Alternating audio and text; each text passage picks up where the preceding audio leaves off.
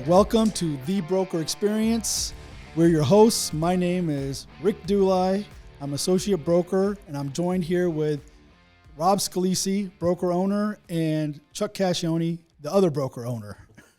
Welcome to our podcast. Yes, thanks for showing up. Yeah. So since this is our first episode, I think we kind of got to get into a little bit of why we're doing this podcast and maybe a little bit about our background. Rob, why don't we start with you? What do you want to get out of this podcast? What is it that you're trying to share? Well, Rick, actually, I was just going to use the word. I think what we're trying to do is just share with the real estate community and actually anybody who's interested in listening to us what we have to offer as brokers and just our experience that we have as being, real estate professionals, having been in the business 30 years plus. I think that we can talk about this business ad nauseum. Yeah. And with a very high level degree of knowledge. Right. And I think that in our industry, and it seems like more so now than ever, that, people getting into the industry, it's changed. It's always changing. It certainly has changed dramatically since the days of no computerized MLS for me, right? No GPS, no cell phones. Yeah.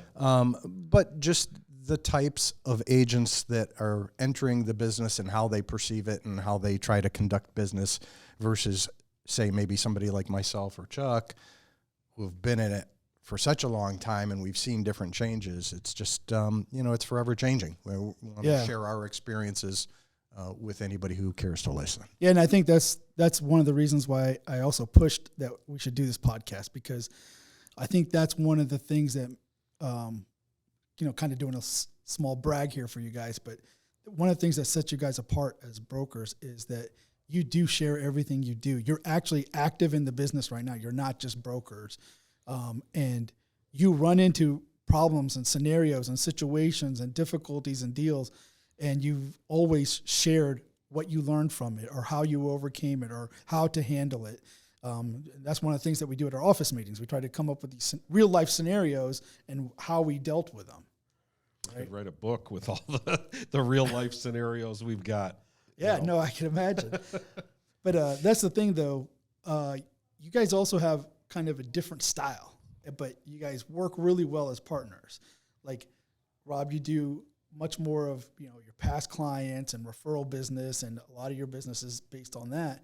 And Chuck had built all his business mostly in foreclosures many years ago, and then built a team and went that route.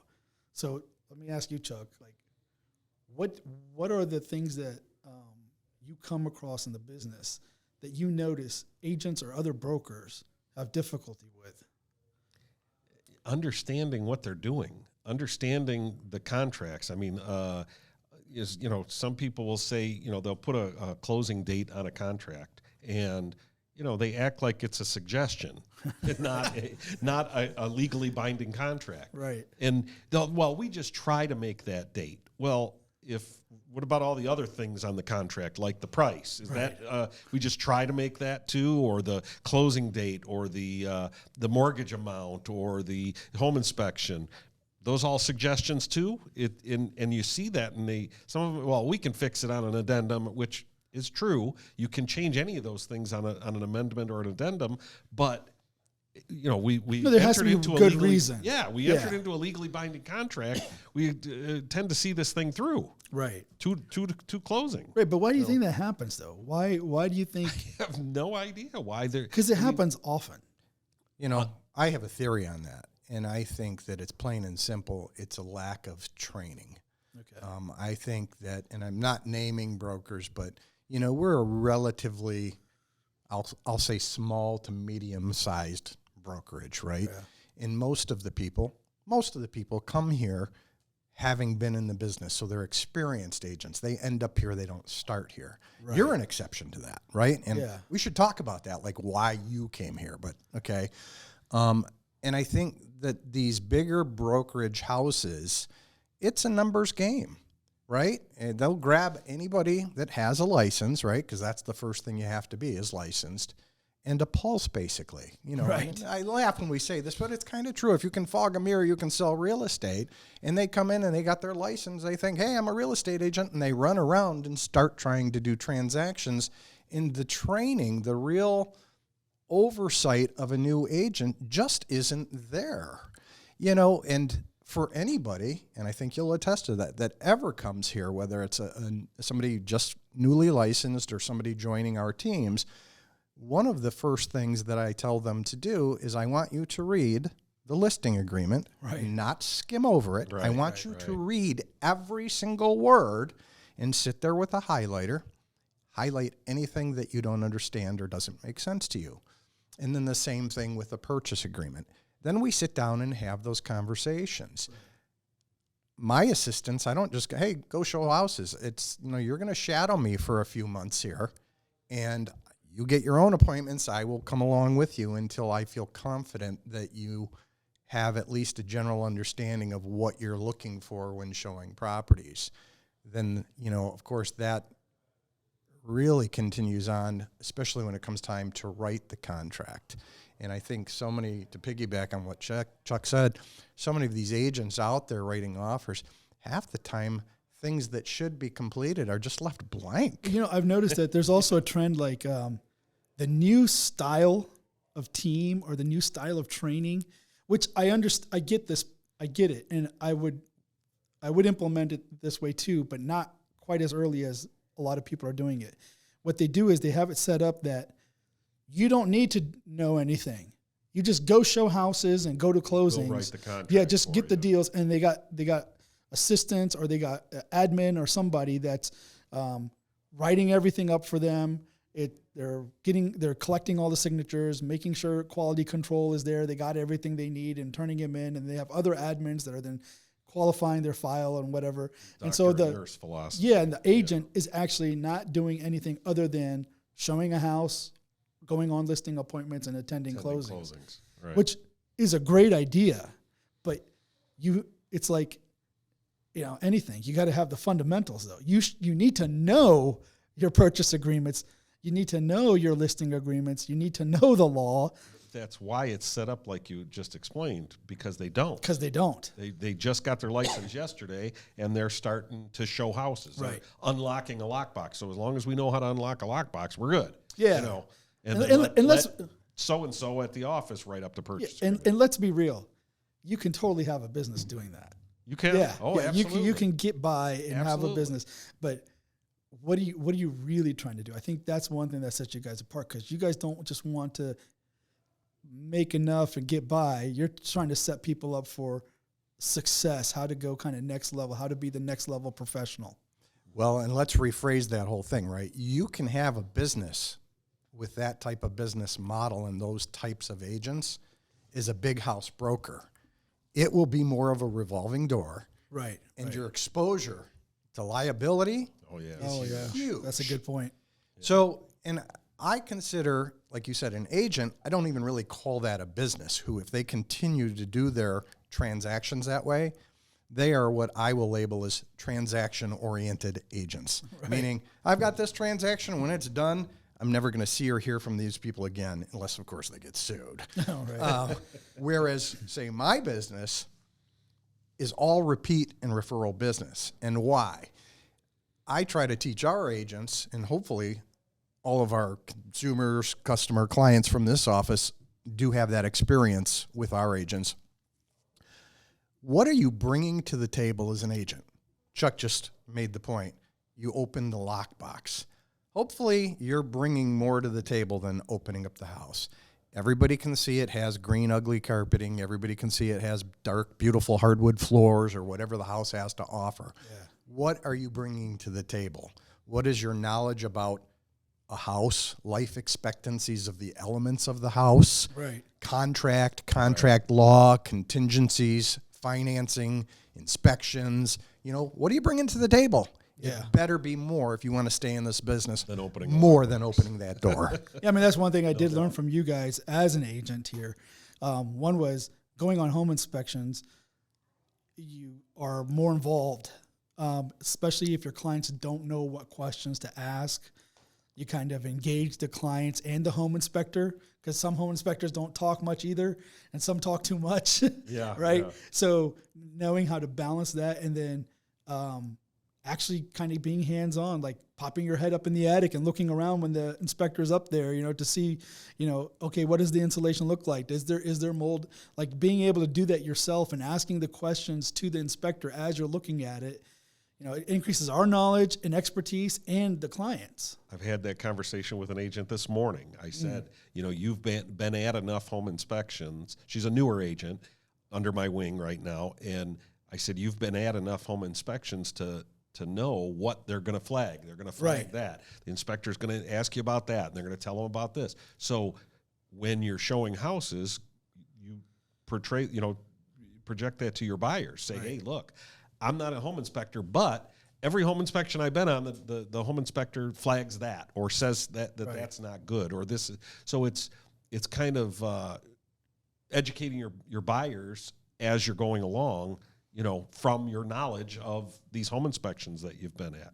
So Yeah, and I can tell you, even like in the Indian community, I have a lot of clients in the Indian community, and a lot of times they're reluctant because they don't really understand the whole realtor process. They can sometimes be suspicious that you're just trying to get a commission, so you're going to push houses on them or whatever. And they're always surprised when I show houses that I never push them to buy a house.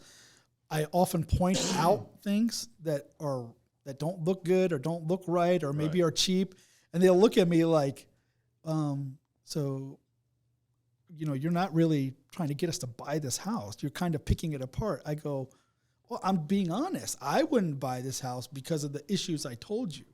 I go, but I'm not trying to convince someone not to buy a house they want, but I still want to be honest about what I see. And they learn then that I'm not just trying to sell them a house, that I'm actually looking out for them. you're actually the voice of reason. Right.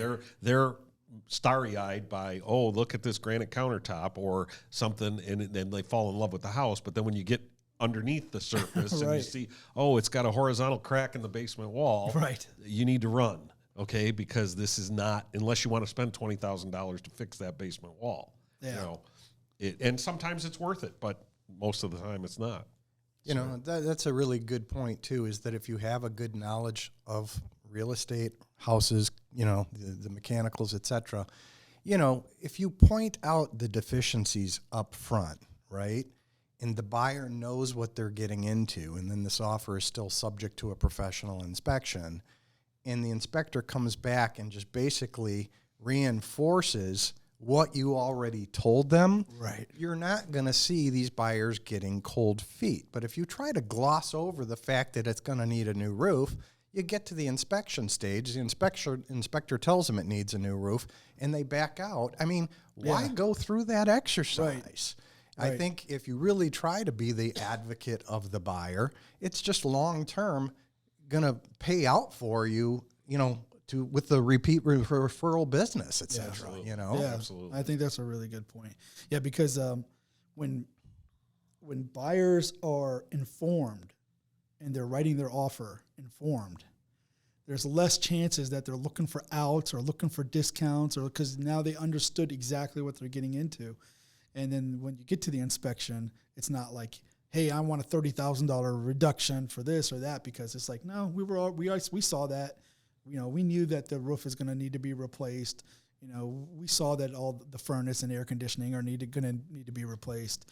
Point that out as you go instead of trying to. I always do that. I always say that the as long as the buyer gets to the offer process with their eyes open, Right. hey, you know that the roof is bad, you know that this is Right. needs to be replaced or needs to be addressed, and we write our offer and possibly negotiate hard because of those Right. items, Right. or negotiate a concession or something. So that way too, they're not trying to use the home inspection as a renegotiating tool. Right. If you're bargaining in good faith, bargain hard up front, be legitimate. Now, if you find something on a home inspection that is a unforeseen, a Yeah, heat of exchanger or course. something that is going to kill a deal or cost a ton of money that you weren't expecting, then yes, you can renegotiate on the home inspection. Yeah, I think But it's just a matter of that level of professionalism. It's not just for you and your clients. It's also for the people you're working for, are working with. Right. So like if you're showing houses and the listing agent, you got to have a relationship with them, but you also have a relationship with these sellers because you are going in their house. You are doing an inspection. You are negotiating. And if they feel like you're a professional, the way you handle yourself and the way you're handling your buyers, it's just easier to work with people like that. No doubt. You know, nothing is more annoying than being on the listing side, right? And having an agent write an offer on your house, then having their home inspection done and coming back trying to negotiate price or concessions using the reason, well, the furnace is old and the roof is old. Yeah. Well, guess what? It was old when you showed the house. Saw that coming Right. If you looked at the disclosure that your buyer already signed, it states the age of the furnace and the roof. So Right. why is this an issue now? Right. Now, to Chuck's point, had you done the inspection and found, okay, the old furnace has a cracked heat exchanger, okay, that's a different story. Right. Or maybe they went into the attic and there was mold in there. Different story. Right. But don't come back and say, hey, you told us the furnace was 1989, and guess what? Now it's 1989 and 4 days later, so we want money off the price. Exactly. Right. Exactly. It's again, in my opinion, that's not negotiating in good faith. Right. Negotiate in good faith. If you need to work on price, then work on price up front, and let's get a meeting of the minds, get it on paper, and have a nice day. And like I said, unless there's something unforeseen that you didn't see with the naked eye, then the home inspector found it with a, some type of tool or infrared gun or something, that you weren't counting on. Also interestingly, you're particularly positioned for that kind of analysis on these houses. Why don't you explain a little bit about your background? Because you did start in construction and then became a broker. So why don't you give a little bit about your background? We don't have to talk about this ever again, but let's get it out of the way now. No, I like talking about Chuck with his experience. I really do because, even for my own personal house, before I call somebody, I call Chuck. Hey, Chuck, here's what's going on. He'll come back. Yeah, forgot this valve was broken or whatever, I mean, he definitely has an extreme knowledge of construction. Right. You need fluid in your headlights. Yeah, exactly. And the blinker fluid as well. Blinker fluid, yeah. As a young kid, I started in working for a guy who did home improvements in Hamtramck in Detroit. We did roofs, siding, gutters, porches and decks and things like that. And I liked it. This is like in your 15, 16 time? 16, 17, something like that. And then, when I turned 18, I got my builder's license and my real estate license, kind of at the same, not exactly at the same time, but one right after the other. And then I went to work as a superintendent for a condo complex. We were building 86 condos in Fraser. So were you using your real estate license at all at the time? You just got it. I got it. But you were using your builder's license. I was using my builder's license. Well, not really. I was kind of, working under the builder. I was the superintendent. Right. I was running the jobs, but and then I bought a couple lots on the same project from my boss, and I built a couple houses, spec houses on them, and sold them. And are these the houses that you told me before? The story, like you had one of the original cell phones in your car. Oh, that was later. That was later. So when I left there, I went out to build build houses on my own. So I started building houses, and I had a guy that worked with me and telling me about how his uncle built all these houses in Indiana or something, and they did all the work themselves, which means you're not paying another contractor. Right. You're doing all the work, so you're making basically double the money on the house, right? Right. So I said, that sounds like a good idea. So at the time, we had 4 houses under construction. I said, well, what we're going to do on the first one is we're going to do the roof. And the second one, we're going to do the roof and the drywall. Okay. On the third one, we're going to do the roof, the drywall, and the trim. And then, we're going to kind of ease our way into it because you're cutting expenses as you go. As I go, and just to kind of, like eat an elephant one bite at a time type thing. Okay. So I still had the 4 or 5 houses under construction, but that was the plan. And it's like Mike Tyson says, everybody's got a plan until you get punched in the face, right? Right. Well, so back then, the I had a bag phone that was semi in the car, but you could put it in a bag and take it out with you, but it was stuck in the car. So every time the phone rang, the horn would beep, right? Okay. So we're on the first house, and I'm pounding nails on the roof, and the horn's going off. I go, okay. So I go down the ladder, get to the car, answer the phone, and it was somebody, either a contractor or a customer or whatever, and talking about a job or talking about something. So I said, okay, I'm in the car 15 minutes. Hang the phone up, climb the ladder, get my tools back on, start pounding nails again and putting the roof on, and the horn goes off again. I'm like, so this went on all day, right? I said, yeah, we're not doing this. I go, I'm just GCing the jobs. I'm not going to do the work because it can't happen, Yeah. So as the builder, you end up being a glorified janitor. I'm cleaning up after the electrician. I'm cleaning up after the drywall guy. I'm cleaning up after all these guys, and But it's also helpful that you actually did swing a hammer and you understand what they're doing. You see nuances of things, and you can problem solve better. Absolutely, absolutely. And if the more experience you have in that, the better you are at running the job. So how many how many projects did you do, and how many years were you doing that before you started doing real estate full time? I got licensed in both in like 1988, and I didn't really start making a living selling real estate until 1993. Okay, So 5 years. 5 years, But in the meantime, I still built some houses. I built a few commercial buildings.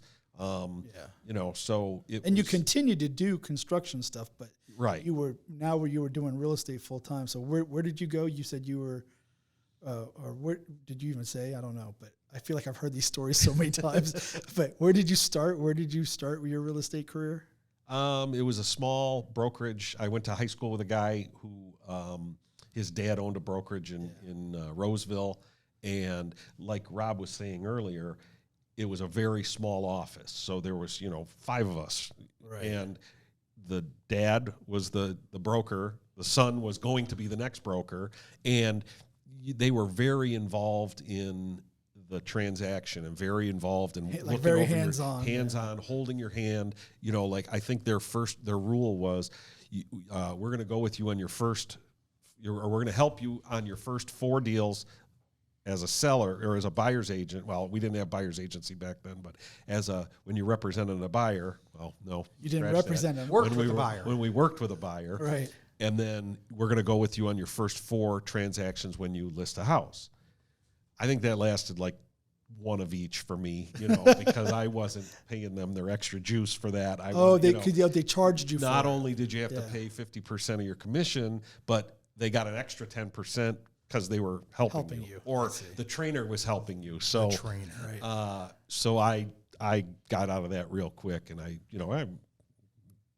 just wanted to, and I could do it myself. Now, if I had any questions, they definitely helped me. Right. They definitely were a CYA brokerage, Right. cover your butt Yep. type. So sign this document that says you saw this document, sign this document that says you saw this document, Right. and people still get sued, but But that was on your way to becoming a broker then? When did you get I a worked broker's there license? for 3 or 4 years, and what year was it? 94. 95? 94. 95. 94. 94. So a year later, because of my construction background and the houses that I built, I could. The rule was you had to work in the real estate industry for 3 years before you were able to take the test for a broker's license. Or if you had prior experience, like if you built 10 houses, that was equivalent to 1 year in real estate. So it was kind of a combination like that, how I got my broker's license, because I had 2 years of broker's experience and then 5 years of construction experience, and together they added up to an associate. And you guys were in license. the same. That's where we met. Yeah, we met in that broker's class and been friends ever since. So Rob, how did you get to the broker's class? What was your background before you got to? Well, my background, I actually started off working at a large property management company. and that was probably 1989. And, so it was a corporate thing. It was, 9 to 5, but yeah, you better get there by 7:30, and I always ended up staying till 7:30 or whatever. And these were all multifamily, whether it was apartment complexes, condominiums, cooperatives, those kinds of things. And You're collecting dues and yeah, rent we're and stuff like that. making sure rents are paid and making sure rental units get leased and turnovers evictions get done. And so Right. it was a lot of experience. The company I worked for, what we did, we really specialized in depressed areas. And let's just face it, it was like Detroit, Ypsilanti, Westland, Mishita type properties, subsidized properties. Yeah. So it was an experience. I mean, one of the complexes that was like 180 units. I had two cooperatives that were right next to each other that were like 60 units each. I had a property in Ypsilanti that was like another 140 units, and then one in Westland that was around 114 units. And that was all me, Yeah. At each property, I would have like a leasing agent, and I would travel almost each day to every property, and making sure that the deposits got done and eviction notices, if applicable, went out, et cetera, et cetera. Yeah. And I'd have to show up in court. And of course, there was an attorney representing the company, but a lot of experience in that.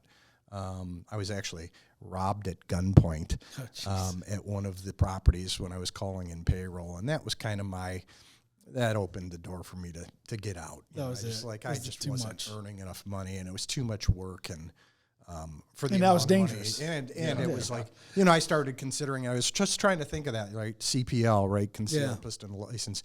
But I was trying to think what it was called before. CCW? CCW, carrying concealed weapons. Yeah. And I was thinking, I'm going to go do this, and I'm going, $35,000 a year. What do I want to carry a gun? No thanks. So I got out, and not knowing any better, similar to Chuck, a high school buddy of a friend of mine, was working at a Century 21 office. And so I just decided to go there. The broker at the time, Joe D'Angelo, Italian guy, he took a liking to me because here I come from a corporate world, right? Right. So I'm showing up early, and I'm doing whatever he tells Johnny me to do. on the Got a spot, tie yeah. and everything else, and realtors. And no realtor is like that. It's a, coffee and donut club, at a lot of offices, right? But he took a liking to me, and he really tried to and gave me really good advice on how to build a business. And really, within a year and a half, I was one of the top agents at that office. Century 21 at that time was like It top. was the deal. That was was the deal, Yeah. man. But it didn't take me long to realize, hey, I made some decent money this year, but I gave more than half of it, plus franchise fees, to the broker. Yeah. And at that time, RE/MAX was really coming into light. Right. And I started to notice there was an office in particular close by that, man, they just had some hitters, and they were, the ones out there doing all the business. So I just was like, hey, I'm going to go over there and be with the big boys. Yeah, like today we would call RE/MAX the disruptor. Right. Like that's what they were Back then. then, Back then that's what they were. Now they've become like the standard. So it kind of segues into how I met him. So right at that same time, I figured, okay, now I've got, a couple of years at this property management company. I've been a year and a half at Century 21. I've got my 3 years. I just want to be a broker. Don't really know why I want to be a broker, but I wanted my broker's license. I just It sounds cool. that people would perceive me as more knowledgeable. Yeah. That's why I did it too. So I go to this RE/MAX office, and they're going, oh, yeah, go get your broker's license. So I'm doing that, and I meet Chuck in class, and we're talking, where do you work, blah, blah, blah. This RE/MAX office. Oh, my brother-in-law works there. So, of course, I was working with Chuck's brother-in-law, Ed. Yeah. And I said, well, why aren't you there? He goes, I'm over here, and I've been thinking about making a move. And really, it was like right after that, he goes, yeah, come on over. And he came over, and we just hit it off. I mean, we had so much in common. Yeah. We were both Italian and Irish. We both grew up in Warren. We grew up a mile away from each other. Right. Yeah. Didn't really know each other, but we knew a lot of the same people. And it was really weird looking back. I'm going, I must have met him at a party somewhere sometime, Right. And so it was just, if there is such a thing as fate, I think that just kind of brought us together, and so we're working at the same brokerage, and we're trying to build our businesses, and we're going after for sale by owners, and Yep. hey, it's your turn to drive, and we'd take turns and hold Yeah. each other accountable. Chuck, pull in the driveway for sale by owner. Yep. You know, knock on the door, it's your turn, and he'd Yeah. go up there and introduce himself and try to get an appointment to list the house, and we'd drive to the next Come one. It was back my with a turn, tear and- running down his cheek. Oh yeah, it was Ripped you know, to shreds. I'll tell you what, it was fun, and I mean, I look It back was going fun like. back then.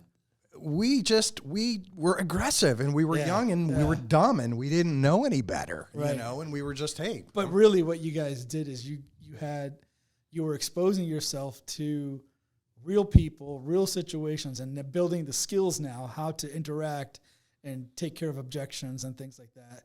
Like almost just by diving into it.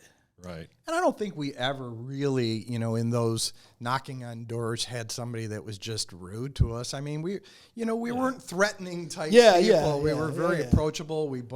I'd say we both have the gift of gab. I mean, Right. you know, we can adjust our personalities to fit whoever you're talking to. And it's just, I don't know. We decided at some point. But then how did you guys decide that you're going to go start your own office? Well, you know, I think I left that company and started my own office. Chuck left that company and started his own office. Oh, okay. And without Different disparaging partners. I had a anybody, different partner. He had a different partners, and just and- didn't work out. Yeah. And we kind of just said, hey, why don't we do this? He was more reluctant than I. I'm going, why? This will work. And it's just, you know, Is it because he was like, he doesn't want to be a broker? No, what was hot the stove reason? the last time. You know, Okay. the when I did the brokerage originally, it was okay, but it wasn't. It didn't work out. I'm like, last thing I want to do is go do it again. It's like, Right, what are okay. you banging your head against the wall. you know, and being a So- broker is not that glamorous. I mean, you assume all the liability for everybody running around in your office, right? And there's really, it's not like brokerages of the past. Brokerages of the past, that broker made money. Yeah. Owning an office, there's not a lot of money in owning an office. Right. You know, I'd go as In, far as in saying our there's- system too, you know, in our no system, money. it's not a lot of money. It's the lion's share of the money goes to the agent. You know, Right. they get it. We get enough to keep the doors open. And that's another thing you know. too, because Remax then was 100% Right. commissions. Right. And that's when I got into it. I got in on the 100%. So I got grandfathered in when they started doing the franchise fees. But I can see that being a game changer for a lot of people too. You have a brokerage where you get to keep 100% of your commission. The downside to that though is you have monthly rent you got to pay.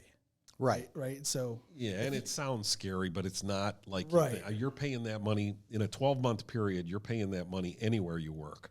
no, way less. Well, no. What I'm Remax saying is way less. Oh, yes. What Yeah. I'm saying is, it sounds like, oh, we're going to write a check every Oh, month. right. You know, but if you take 12 of those checks, add them up, Yeah. and then any other brokerage out there, You're paying that. you're paying the same thing or more most of the time at other and more. brokerages. So you're paying that money. You know, I don't know. It's some people look at it as like income tax. You know, if you're working by the hour, they take that money away from you, the income tax man.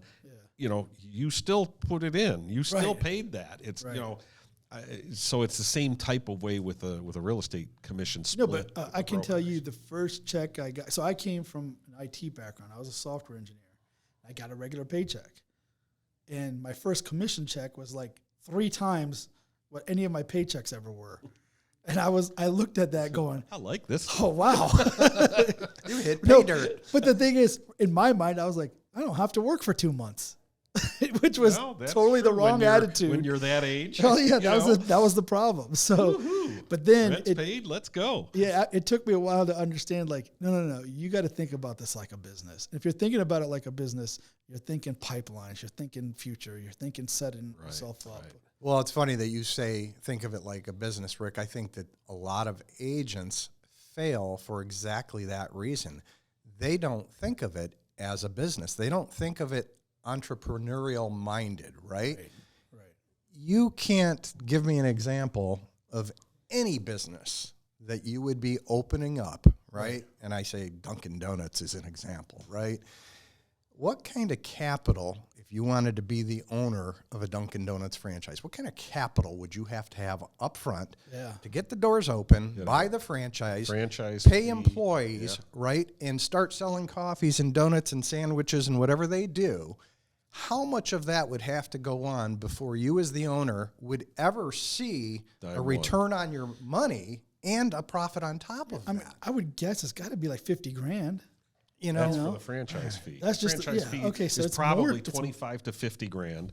You got to build out the store. inside of the store and the whatever. So that could be another 150,000. And then what did they signage. buy the materials from Dunkin' Donuts and then I don't make know them? how but I would imagine. But yeah, you're something buying the like there's all inventory these costs as It's- it comes in. Yeah. So you're probably 300 grand to open a Dunkin' Donuts. And when I think about that and I compare it to real estate, or at least how I've always known it from you guys, the total investment to get up and running is like 15 grand for the year. Get you set up well. Yeah, it gets you set up really well for the year, Right. and now you just go make how much Get you want. some advertising. Get you some Right. a pen, a pencil, calculator, Right. or an app. These days, we used to have payment calculators, but now it's an app. you had said 14, 15 grand, and that's spread over a 12-month Yeah. period. Yeah. Even if you're at a split company where they're taking it out per check, you need to think of this as your own business. And on top of it, you're going to go, okay, first of all, Chuck and Rob, they were the dumb guys who took on being the brokers, right? So they've already bought a $70,000 phone system. They've got 2 high-end copy color machine printer, faxer, scanner things, right? They bought all the furniture.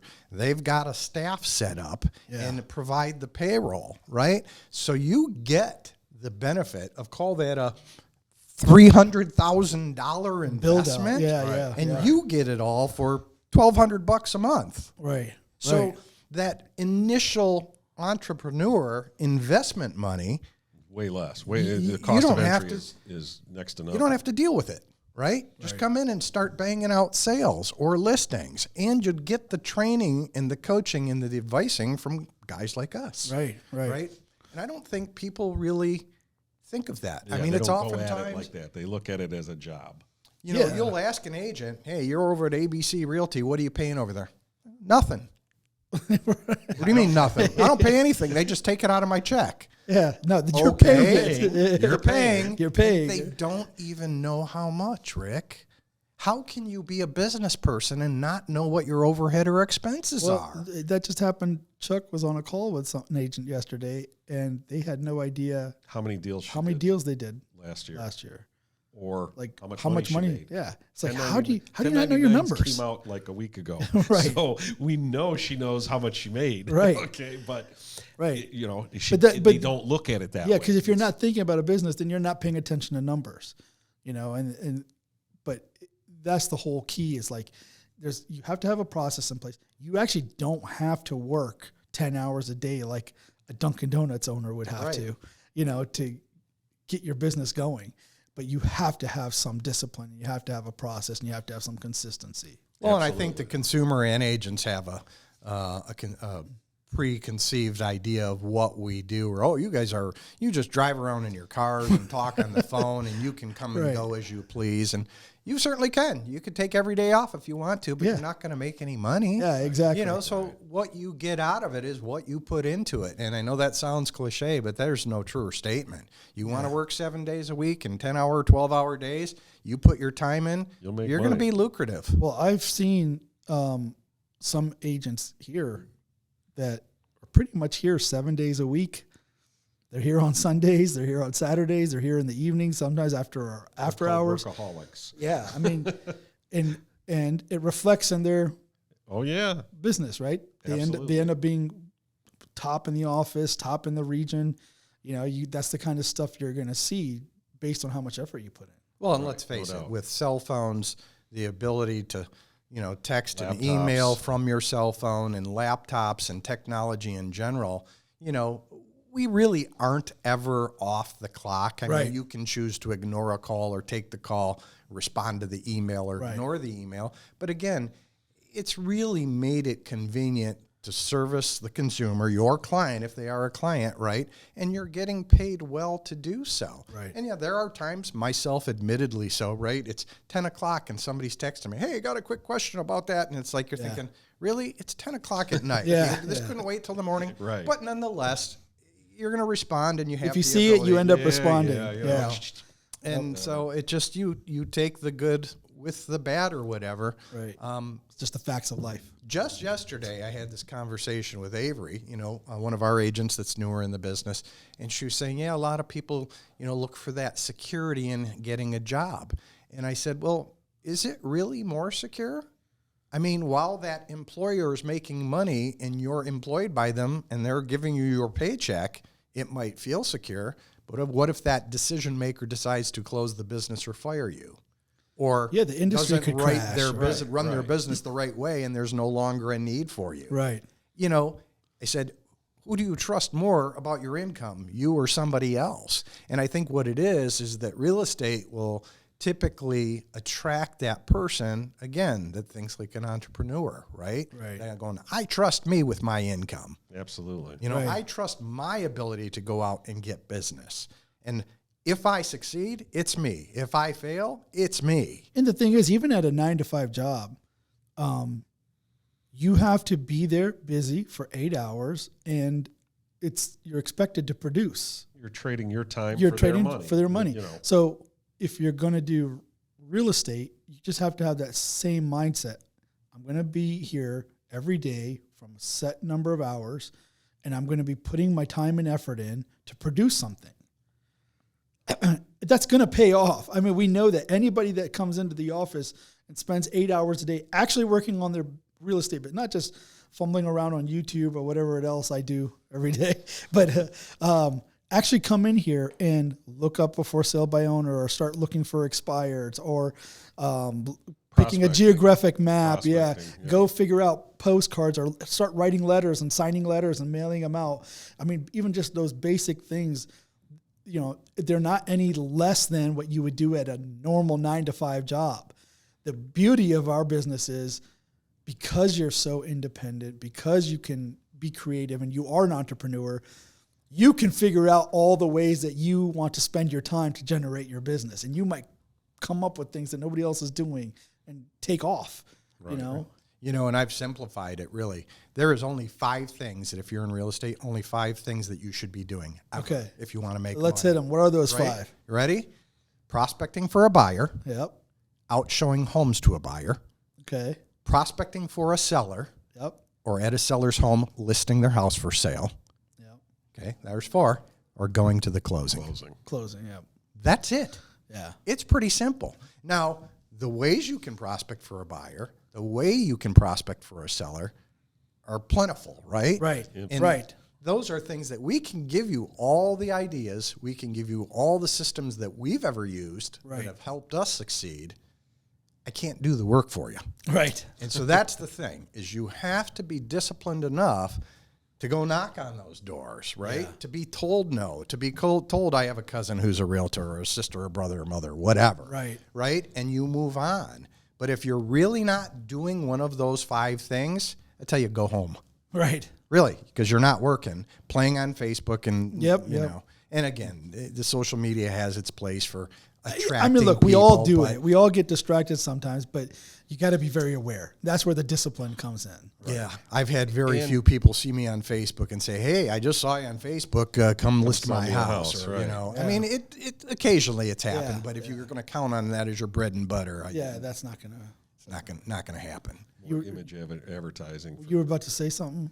I lost my train of thought, but Yeah. I mean, and that's the thing, like the technology is changing. The ways you can prospect is changing. You remember what you're saying? Yeah. You can even automate some of those prospecting methods. So there are companies out there that you can hire that will do a geographic farm for you. Right. There's companies that will do automatic posting to Facebook, Instagram, or LinkedIn or what have you. So you can set that. I mean, so if you don't want to physically do it yourself, or you don't have enough time, you can pay somebody to do it for you, and that's one, marketing pillar that you've got out there. Right. So the more of those you can put in place, you're driving people into your funnel. Yeah, and I even think about it like the old days we would have our sphere of influence, and I remember you guys made me sit down and write down 100 people I know, their names, phone number, and address, Right. and I don't remember if I actually got to 100, but I made the list, and then of course you reach out to them all and tell them, hey, I'm in real estate. You send them an email or you call them or whatever. But now that component is so easy because your Everybody's on Facebook Facebook, yeah. is your sphere of influence. I mean, it's probably got a lot more people than would actually be in your sphere, but it's so easy now to go and see, okay, I need to let everybody know I'm in Facebook, all my friends and family. Okay, or not Facebook, in real estate. So you go on Facebook and you just post, hey, I got my license. I'm starting my business. If you're looking to buy or sell, give me a call. Right. Yeah, no success in a secret agent, right? Right. You can't be secret agent. Right. Yeah. No, it's a great idea. You know what I'd like to talk about, Rick, is you for a second. Just meaning, I was the first one to meet you, right? Yeah. You were interviewing brokers. Somehow you got a hold of me, and we had a great conversation in our office. To me, it seems like literally 2 years ago. Yeah. And it's been... It was 20 years ago. That just blows my mind, right? But you didn't have a real estate background. No. You showed up looking to get into real estate. And I can't remember every word of our conversation, but I know it was a lengthy one and it was pretty energetic. And obviously, you decided to come to our brokerage. Yeah. Actually, for me, it was, okay, so I had bought a condo at 19 in Hayes. Actually, it's just south of Hall Road, in between Hall Road and 19. In 2002, I bought that condo. So I moved out of my parents' house in Sterling Heights and moved into my condo. And then in 2003, I got laid off from my IT job. I was a software engineer. I built databases and things like that. And I didn't know what to do.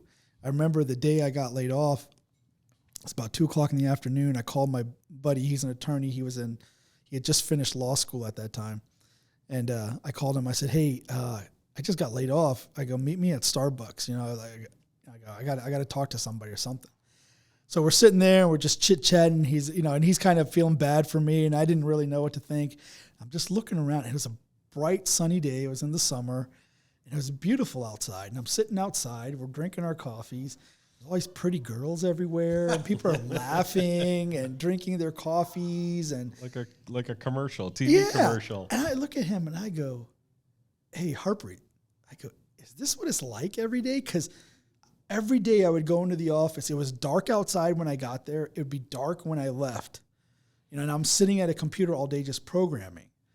And I started to realize, I was like, God, I don't ever want to go. Because I'm thinking I need to get another job. What am I going to do? But instead I started thinking, God, I do not want to go back to that. But I had no idea about real estate or being an entrepreneur or doing anything like that. I just knew I didn't want to go back to that. Because life was, I felt like life was happening and I'm in this dungeon or whatever. And then I went to one of my buddy's weddings, and his new father-in-law was like a real estate mogul. He's building resorts and medical offices, and he's in Boca Raton, Florida, and doing these big multi-million-dollar projects and condos and on the beach and everything. And he's really impressive. But he tells me, he's like, hey, go get your real estate license and sell a few houses, and I'll teach you the business. I was like, oh, fantastic. A few months later, he calls me, and he's like, I'm going to buy this motorsports store. Did I even tell you guys this story? I think I told Chuck. I think I've told Chuck this. He had this motorsports store that his sons had worked at and managed for him. Jet skis and motorcycles and all that kind of stuff, right? And this is in Florida? This is in Florida, wow. Okay? And he had sold it. Now he's thinking of buying it back. And he tells me, he says, you know what? I want you to run that shop. I'm going to put you in one of my condos here. I'll give you like $100,000 a year, and you run that shop for me. And I'm like, whoa, this is amazing. I can't wait. I'm going to be in Florida. I got to be running this, motorsports store, You're going pretty girls. Oh, Exactly. man, this is going to be on the beach. This is what going to could be wrong with this? amazing. And then he tells me that the deal fell apart, And it was like no big deal to him. And all my dreams are shattered. But for him, it was just another deal that just didn't work out, right? Right. But in 2004, so 2003, my first day at the office was your Christmas party. That was my first experience at the office. But the reason I ended up picking the office was I was shopping brokers, like calling around, and man, I just did not get a good feeling from people. They seemed like some of the brokers I talked to, they actually seemed like con men, trying to teach you how to con other people. Yeah, con other people, essentially, like how to influence them to do what you want, and I'm thinking, I don't think I want to do that. But then when I talked to you, I made the appointment, and I kind of had an idea that I did want to go towards RE/MAX because it was such a popular brand. It was so well known. But I called your office, and when I met you, you did not do any of that. All you talked about was real estate. And you seemed enthusiastic. You seemed excited about it. And you were actually working in the business. You weren't just a guy that sat in the office, with a fancy chair and a fancy desk. And I remember getting caught up in your excitement and in your enthusiasm. And I felt like, oh, yeah, I can't wait to do this. I can't wait to do this business. So right there, I knew that was where I wanted to be, because I could tell by the way you felt about the business that this is how I want to be. I want to be that way about it. And I had no previous experience or knowledge or anything about real estate, but I paid attention, because after that, then got to spend a lot of time with you guys. But I think also the other agents here, Carla, Marie, became friends with them. Tony O became friends with him. And they were just a little bit before me. So I was kind of, things that I was shy about, I was able to talk to them, and it didn't feel so bad like I don't know something, because they were kind of in the same boat as me. And then you guys were always open with everything you did. The first office meeting I went to, you handed out a survival guide that basically had all your postcards you ever sent and all your advertising you've ever done, and you just told us, here, you can just copy this. And that was time ago. Yeah. And I did the same thing. I drove around. I remember I would drive around. I would start sending postcards for sale by owners. I would drive around neighborhoods, knock on a for sale by owner door, and then early on, I actually tried this, and it failed miserably. In my parents' neighborhood, they lived at 19 in DeQuinder, between DeQuinder and Ryan. And I basically walked around and asked I would knock on their doors, and I would let them know that I am listing houses for free if anybody's interested in selling their house, or if they have any other real estate needs or whatever. And nobody would take me up. Almost every single person would say, what's the catch? We tried that too. I was like, no, it's free for you. I'm not going to charge you a commission. I'm just going to pick up on the buyer side. I'm gonna get commission there. And if I don't get the buyer, that's fine. But that's what I'm doing. I'm trying to gain business this way. I go, there's no other catch. But people don't. They're like, nah, it sounds too good to be true. People are very conservative in Michigan, and that works in California. Yeah, and it probably works elsewhere, and it may work here if you put enough effort into it. Maybe a bigger sampling size or whatever. Yeah. But yeah, we've done that, and we've offered to do it for free. And I think the old adage is this, right? When have you ever gotten something of value for nothing? Yeah, or you get what you pay for. You get what you pay for. And although, again, I think that to us, right, real estate, we understand it inside and out. Yeah. But when you talk about real estate to the consumer, no matter how slow you talk or how simple you try to explain things, it's a confusing process. So again, even Avery yesterday just talking about getting this deal to closing, right? And she represented the buyer, and we have a for sale by owner seller. So what do you think's going on with her, right? She's doing all the work, right? Because that seller doesn't know anything about anything, right? And so she's getting the experience of handling everything, right? Going lender, buyer, home inspector, title, seller, Yeah. Right. sellers, underlying mortgage people, and Right. coordinating, and utilities for seller and utilities for buyer, and final water readings, and all Right. this.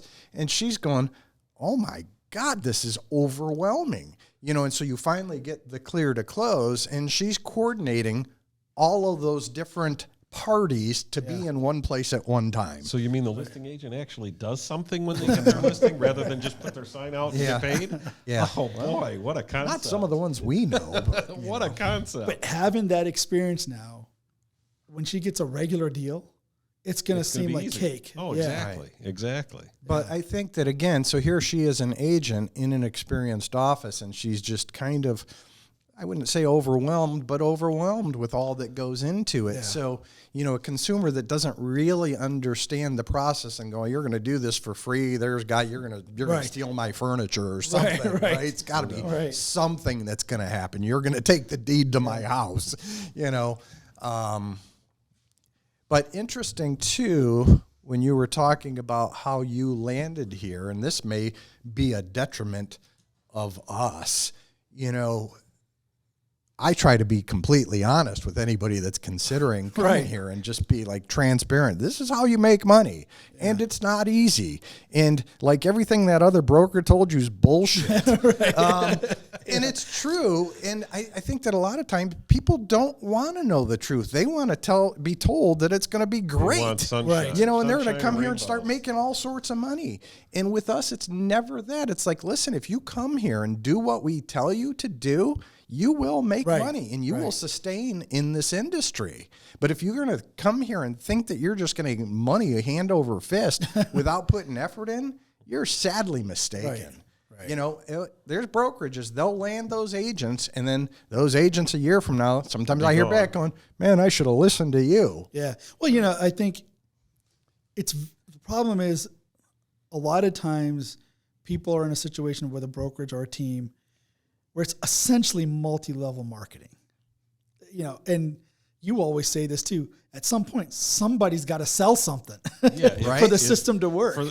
Yeah, exactly. Somebody somewhere down the line has to sell Right. a house for anybody to get paid. Right. So, I don't know. It's not our system. Our system is more, put a team together or do it yourself and sell real estate. Yeah, and which is maybe more difficult, but it's still not that difficult. And the reality is there's a lot of independence. You can pretty much do your business how you want to market yourself a certain way, you can do that as long as you follow all the rules or whatever. Right. But you want to Take some time off, go to your kid's yep, baseball game. whatever you wanna do. You can schedule your day so that you can go to your kid's soccer game or baseball game or whatever and go show houses later or go show houses before or whatever. it's not like I'm looking for permission from you guys on Right, things. right. It's pretty straightforward. So I think that's the main thing is when you have that kind of independence, but you got the right kind of attitude about business.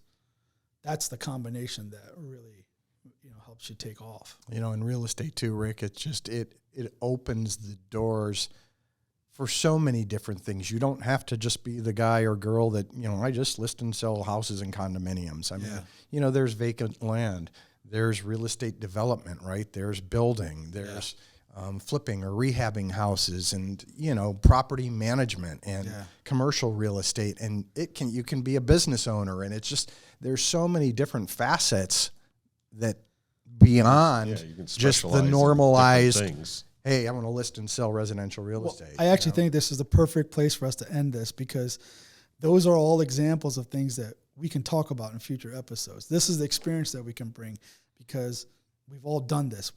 Not only have we helped buyers find houses, we've helped sellers sell houses. We've done commercial, we've done building, rehabbing, property flipping. management, owning rental properties. We kind of, we aren't just doing real estate. We are in real estate for real. Like we do real estate in many aspects, not just as an agent or a broker. Right. Hence the word, the broker experience. There you go. Boy. Right? All right. Well, thank you guys for spending the time today.